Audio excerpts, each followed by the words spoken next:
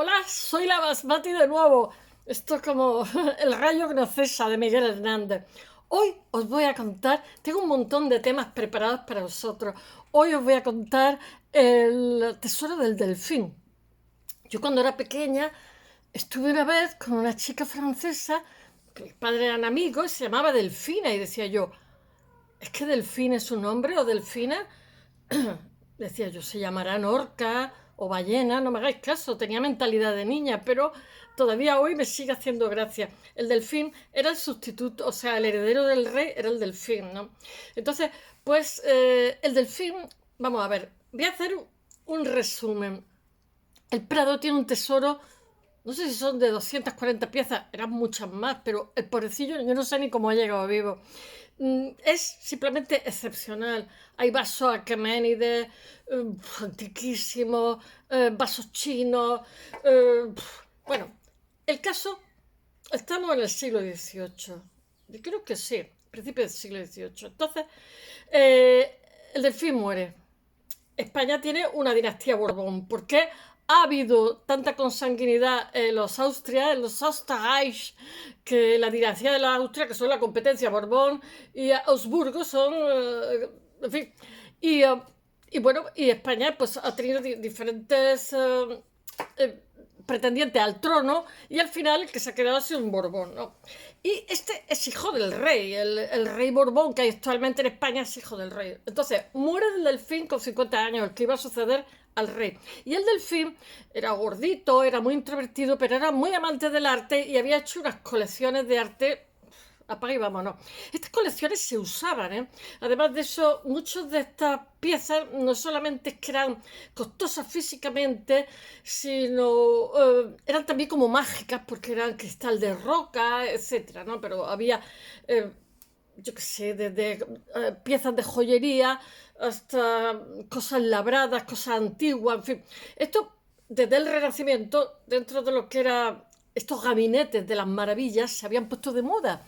Y una persona, la sociedad era una sociedad estamental y entonces, claro, ¿quién tenía capacidad adquisitiva para tener esas colecciones de locura, no? Pues el rey o el delfín. Entonces este delfín tiene una colección maravillosa, repentinamente se muere, nadie sabe ni cómo ni de qué manera, y entonces, ¿qué hace el rey francés? Pues lo reparte, hace como haría cualquier padre, ¿no?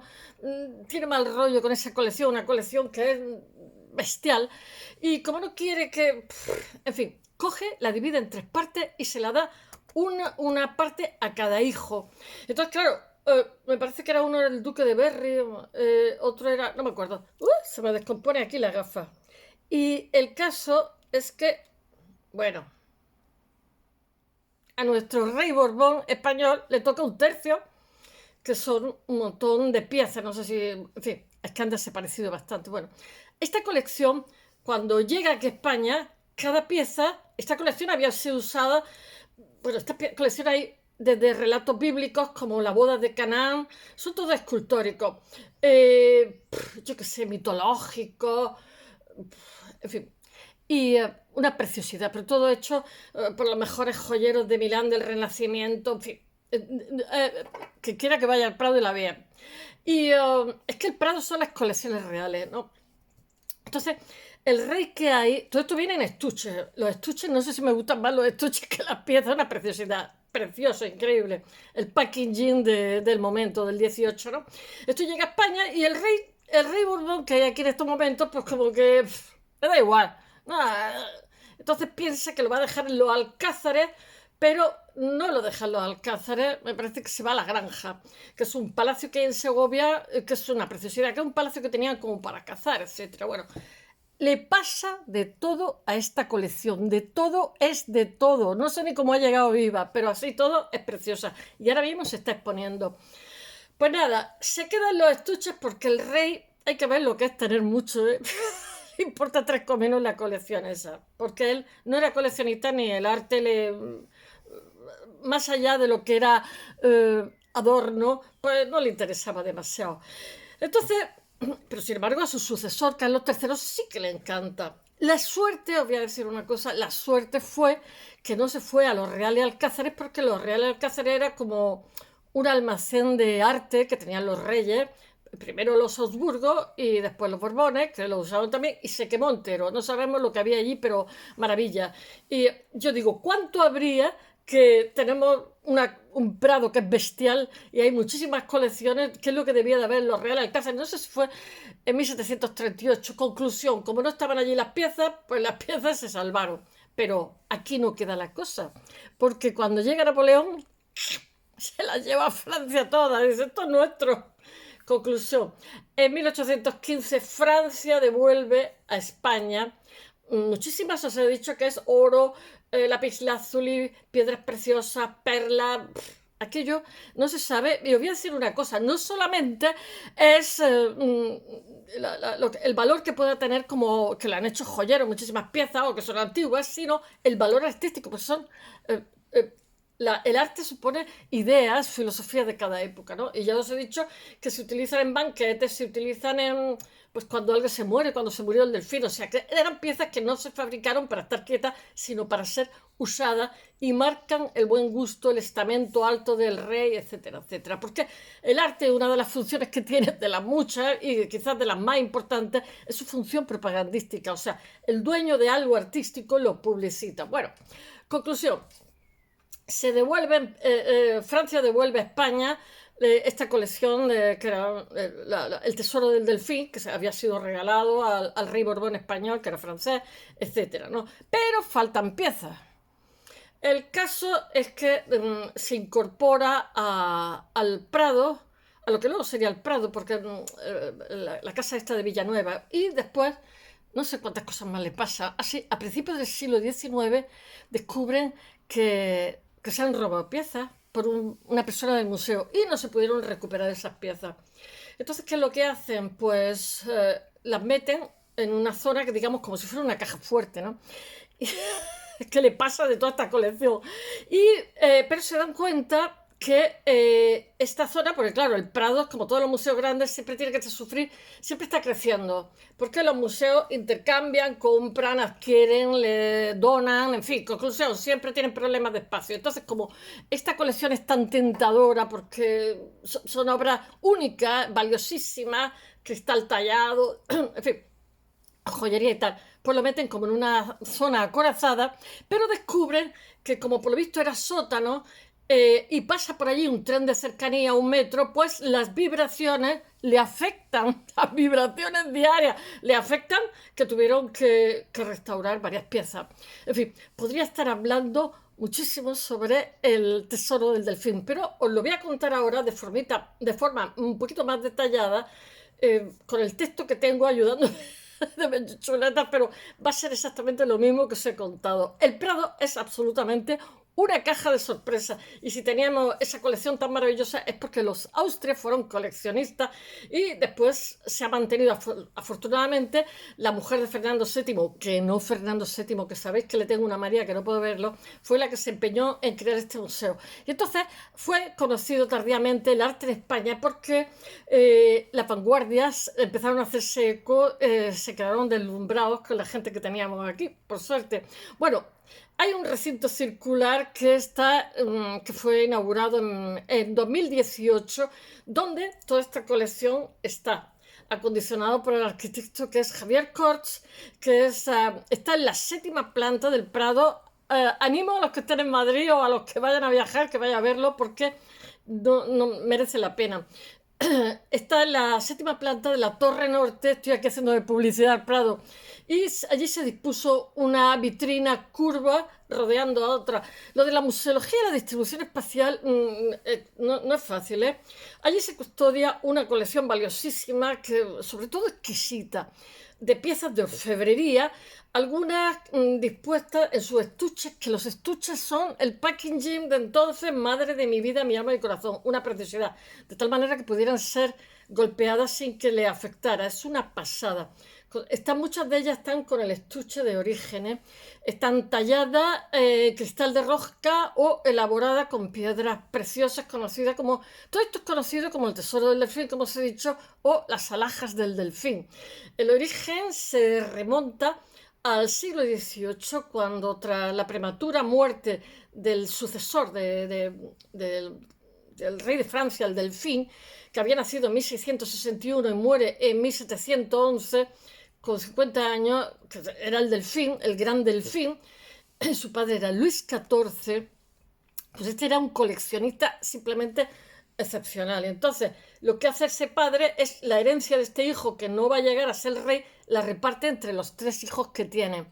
Y bueno, es la manera que llegan a España a mano de Felipe V, que ni fu ni fa la colección, que es el primer rey Borbón cuando hay el cambio de dinastía entre Austrias y Borbones. Luis había heredado del rey Sol la pasión por el coleccionismo de antigüedades, que es algo que se pone de moda en el Renacimiento y que practican mucha gente importante, monarcas, burgueses, etc. No es fácil, porque muchas veces pues, son piezas raras, muchas veces son estafas, hay que tener cuidado, hay que entender. No era una excepción, ya que era costumbre atesorar objetos de valor que constituían una afición común entre las grandes familias desde que el Renacimiento lo puso de moda, como os he dicho, que eran los llamados gabinetes de las maravillas. A mí eso me hace su gracia, que eran colecciones de objetos exóticos. Yo tengo colecciones, pero de huesos. Me encuentro, voy con el perro y se encuentran cabezas de cabra y me gusta dibujarlos. Entonces tengo como... Sí, porque los huesos son muy escultóricos, tienen una forma muy orgánica, tienen el peso, yo qué sé, el peso del zinc, sin embargo tienen la resistencia del hierro, ¿no? Y sigo atesorando, tengo una bandeja llena de huesos de cabra. Bueno, estos eran objetos exóticos, los míos baratos, eran también obras de arte o piezas de... Para mí eran todas obras de arte, porque hay una idea de asociar la obra de arte a la pintura. Obra de arte no tiene por qué ser una pintura, puede ser muchas cosas. Hay, por ejemplo, una orfebrería exquisita que no solo tiene un valor económico y artístico, sino que también para el poseedor, como os he dicho, era señal de prestigio y poder. Luis de Francia, Luis Delfín, el Delfín, el heredero, había conseguido reunir unas 700 piezas entre jarras. Bueno, las jarras son, ni os cuento, jarras, platos, arquetas, bandejas, ¿cuál de todas más bonita? No tiene desperdicio. Todas. He puesto mi blog, conferencias, he puesto piezas, yo que sé, hay también cofres. Todas están talladas cuidadosamente en cristal de roca, en piedras duras como el ágata, el lapislázuli o el jade. O sea, es la propia piedra la que se ha labrado. Están, yo qué sé, pues como guarnecidas en oro, plata, decoradas con gemas preciosas, rubí, diamante, esmeralda o semipreciosas que son turquesa, amatista, turmalina. Pero ¿sabéis lo que es trabajar eso? Pues los mejores... se dice joyeros, que son realmente escultores, citrinos, etcétera. Bueno, entre las joyas de la corona, de la colección encontrada, hay objetos originales del Imperio Sasánida, como os he dicho, los persas, de China, pero antiquísimos, Roma, Roma clásica, así como otros de la Edad Media o de los siglos XV, XVI, XVII, etcétera. Hecho por talleres prestigiosísimos como los orfebres milaneses. Tengo que mirar la chuleta, que si no, no me la sé, que se llamaba Miseronio Saracchi. Pero también había franceses, piezas procedentes de otras colecciones privadas que a la muerte de su dueño han sido vendidas porque se solía hacer una especie de almoneda y como una arqueta regalada por Luis XIV, por el cardenal Mazarino, o una bandeja decorada con el águila bicéfala. Es que me parece que el cardenal Mazarino era contemporáneo a este señor. O una águila bicéfala, que era el logo de los Habsburgo-Lorena, que fue del emperador Carlos V. Aquí, el coleccionista siempre es un fetichista. La diversidad de su procedencia explica que las decoraciones que adornan las piezas es como muy variada. Estas van desde, yo qué sé, paisajes, como os he dicho, del Nuevo Testamento, siempre vinculado al agua, al vino, como el episodio de las bodas de Canaán.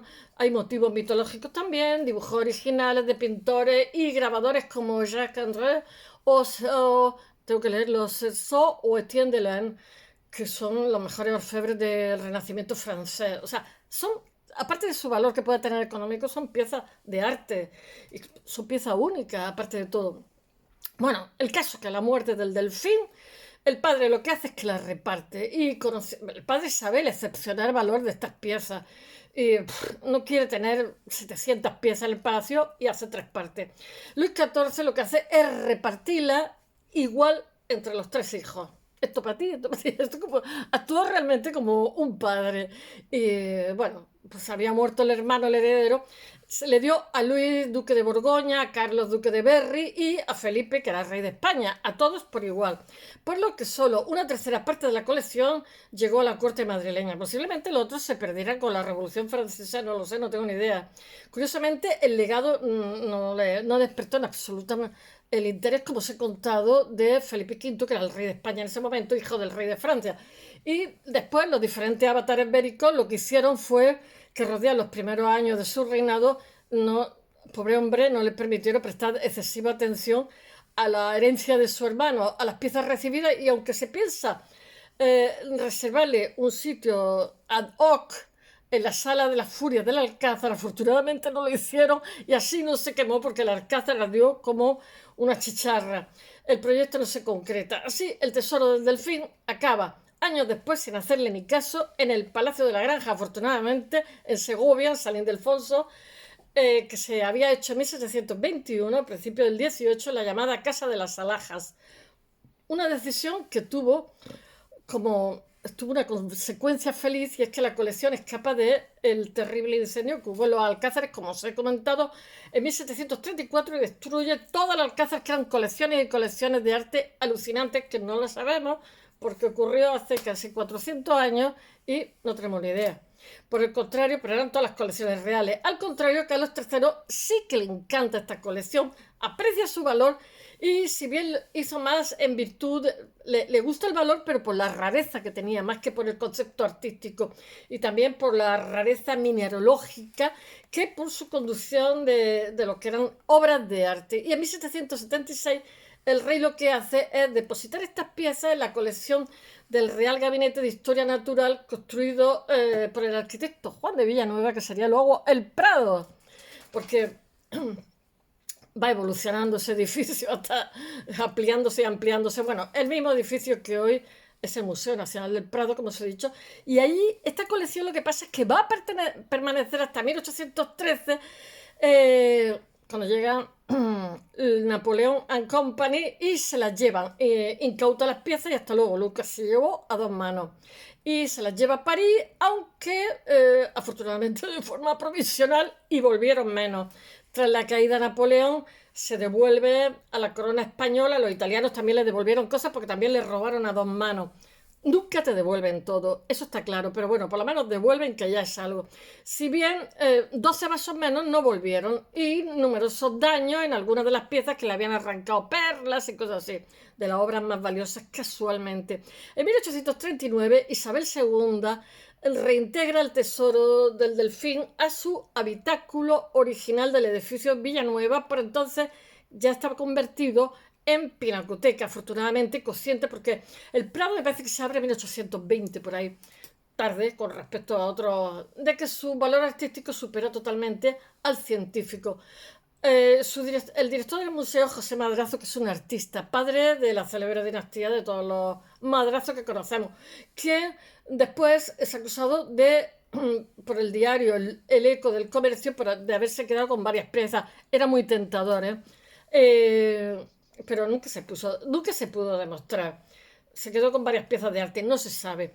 La denuncia, lo que pasa es que no prosperó, todo lo contrario de lo que sucedió en 1918, cuando el museo recibe un paquete anónimo que contiene diversos elementos decorativos procedentes de los vasos del tesoro del Delfín.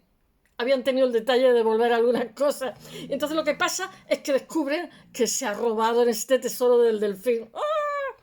Y las vitrinas que lo custodiaban habían sido forzadas. Bueno, se enteraron porque le mandaron piezas. Total, había desaparecido parte de la colección y esa no volvió. Esa fue vendida, vete a saber a quién, porque son cosas valiosísimas. Bueno, el caso que la labor policial, la investigación llevada a cabo desde el interior del propio museo, lo que consiguieron es demostrar que fue un gran robo, el mayor robo de la historia del Prado, y había sido consecuencia de la actuación de un empleado de la pinacoteca, que era Rafael Cova, quien al parecer actúa como intermediario en la venta de piezas. Quitaron piezas, era demasiado valioso para... En fin, ¿se recuperó algo? se recuperó buena parte del botín que había sido repartido entre diversos anticuarios de Madrid, que se hicieron los loquitos, y el expolio hizo que aumentara las medidas de seguridad por las cuentas que les traía la pobre colección, que le había pasado ya de todo. Y provoca la dimisión del director de entonces, que es José Villegas y Cordero, que es sustituido por José Álvarez Sotomayor. ¡Ah! Que después estuvo muy vinculado al golpe de Estado. Bueno, la guerra civil obliga a trasladar el tesoro del Delfín a Suiza. Se lo llevaron corre que te pillo para que no hubiera rapiña, porque en la guerra hay un grandísimo descontrol. Simplemente no tiene por qué ser ni un bando ni otro, sino hay mucha gente armada que simplemente, como pasó en Irak y todos estos sitios, simplemente entra, los coge y las vende en el mercado negro. Entonces, antes que pasara eso, porque estaban cayendo bombardeos, etcétera, etcétera, se mandó todo a Suiza. Bueno, al final de la guerra lo que pasa es que la colección vuelve al Prado y tras pasar por diferentes salas entre el 98 y 2018 todas estas joyas se exponen en una dependencia específica. Bueno, entonces la pusieron en una especie de caja fuerte del museo, que es una cámara acorazada, puesto que están protegidas por una puerta blindada. Pero la humedad y la vibración del metro, del tren de cercanías por allí, como os he dicho,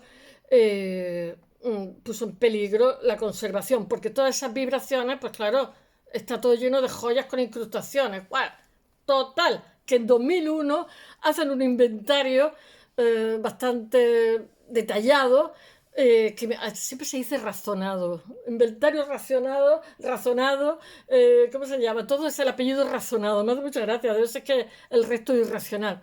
Bueno, se consultaron registros para hacer este inventario, para ver qué es lo que faltaba, qué es lo que había sido. Bueno, reconstruyeron lo que había sido la colección primigenia.